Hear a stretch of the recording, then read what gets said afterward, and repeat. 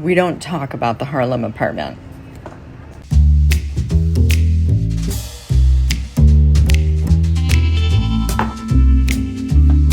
The lock that was never fixed.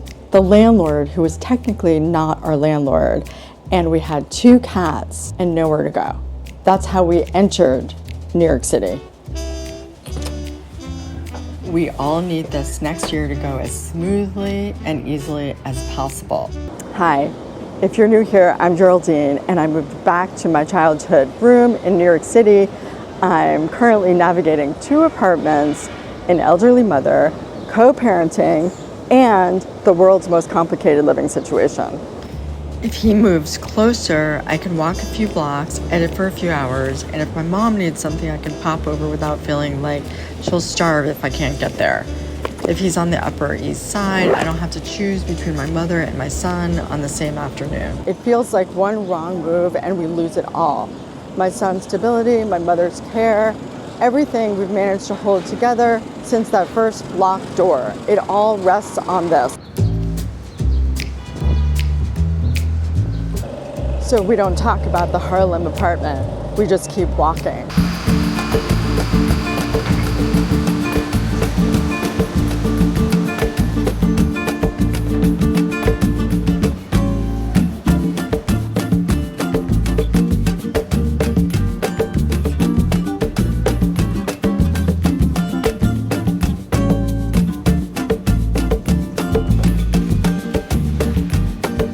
Here's the thing about New York, you move a lot, not always because you want to, sometimes because the lease ends, sometimes because circumstances change, yours or someone else's, sometimes because a landlord who technically isn't your landlord never fixes the lock.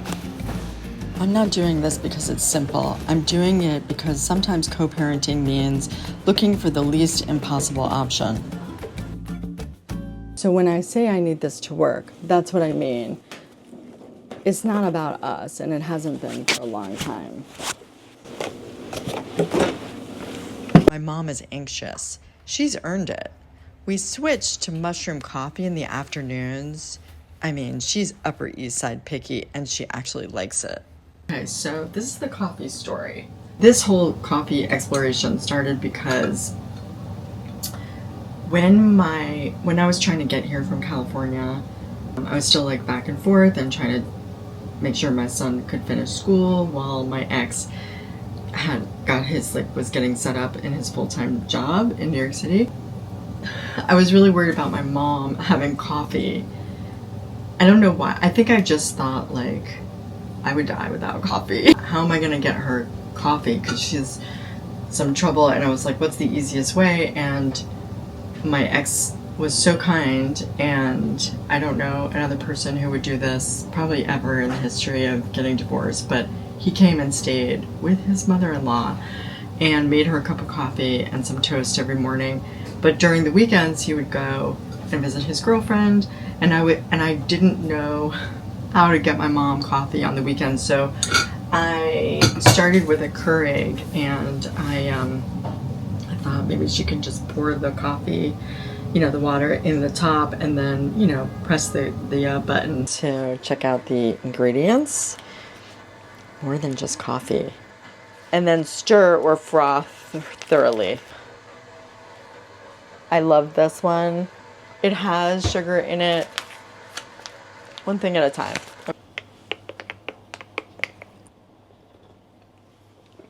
It's hot. Delicious. So good. What the heck, you guys? Look at that. That's branding, folks. More of like an earthy, hippie vibe. It has a really cute little mushroom guy. I feel like energized from that mushroom coffee now, so cheers. What kind of coffee do you guys like? Lately the park has become a reprieve for me, and I'm just taking a break in between apartments, and I'm just like seeing some green trees and relaxing, taking a minute to just reconnect with, nature as much as possible. And in the city, that means Central Park. I entered at 59th Street, so I'm at the zoo with some screaming children, squeals of joy, as they say. If you're interested in going to the zoo, it is $22, or no, actually $23 and $17 for kids. And you get a discount if you're a senior. I remember, it's kind of amazing because I can just walk around the city and I just have so many experiences here, and I have so many memories attached to the city that, even when it feels stressful or, there's things that are overwhelming or challenges, I feel in a way all of these little memories, and it creates this, it's hard to explain. It's this feeling of home, I guess, It's really cool to have grown up here, and I feel lucky, and it's nice. I just feel this connection to New York City in a way that's just special, and a lot of craziness, but also some really sweet memories too. And the zoo was one of them.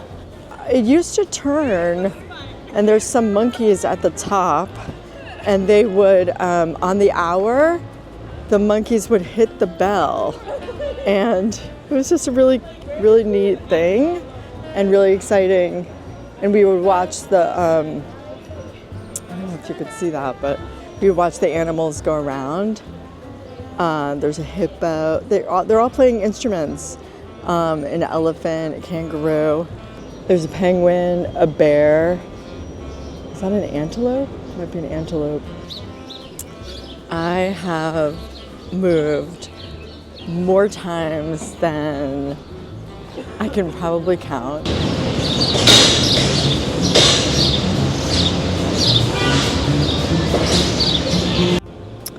Let's see. If I don't count the college moves, it would be, I moved a lot in college, but that's what people do in college. Then I moved to Keyport, New Jersey.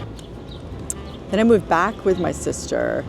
Then, and all the while I was doing an internship that was really crazy, and she was renovating her apartment at the time, and she didn't own it or anything, she was just renovating.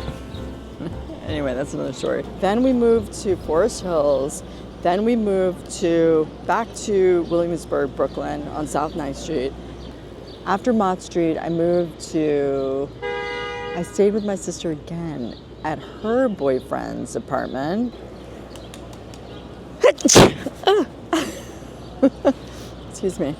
So then I moved down to a loft on Mott Street with some girlfriends. Let's see, after Graham Avenue, let me see, how many is that? To Houseman Street. Then I got married, and after that I moved back to Williamsburg, to Lorimer. Then I moved to Christopher Street. Then we moved back to Sunset Park, and then I moved to Williamsburg. Then I moved to Houseman Street with my sister. Again, we were renovating because I don't know what it was with we're always doing projects. I'm gonna start walking because I can feel the drops of rain coming down. Then we moved to Westchester. Then we moved to California, and now we're back to New York. I waited, and I got an apartment, Graham Avenue. It was several painful months of waiting for this apartment. Finally, the studio opened up, and that was really my first apartment alone. And I stayed there for several years until I think 5 years, which for me was a very long run. I kind of lose track. I feel like I need to make a map of all of this. Any cold water? ওদিক দিয়ে জানি কিভাবে বের হওয়া যায় আরেক দিক দিয়ে $4? Really? Just the $4. Oh, can I have a smaller one? That's a lot for... Sorry. ওই তোমার Thank you. How much is the smaller one? $2? $3. $3. Wow. Okay, thanks. If two people can make this hard, then they can also choose to make it easier. Okay, maybe I'm naive, but I'm just thinking that if two people love each other and they had 2 children together and they've done a million hard things together, that I feel like they know the formula to understand what could create peace. And maybe that's proof that there could be other solutions to like getting along in the world. Is that silly? I feel like maybe that's naive, but gee, if we can't figure this out, then what hope is there really for like world peace? I know that's like a broad claim, but that's how I feel. I feel like if families who really do love each other can't figure it out, then what are we doing in the world? And if you want to find out if any of this works, then subscribe because we're figuring it out in real time. Next Saturday, I'm going apartment hunting and we're going to find out.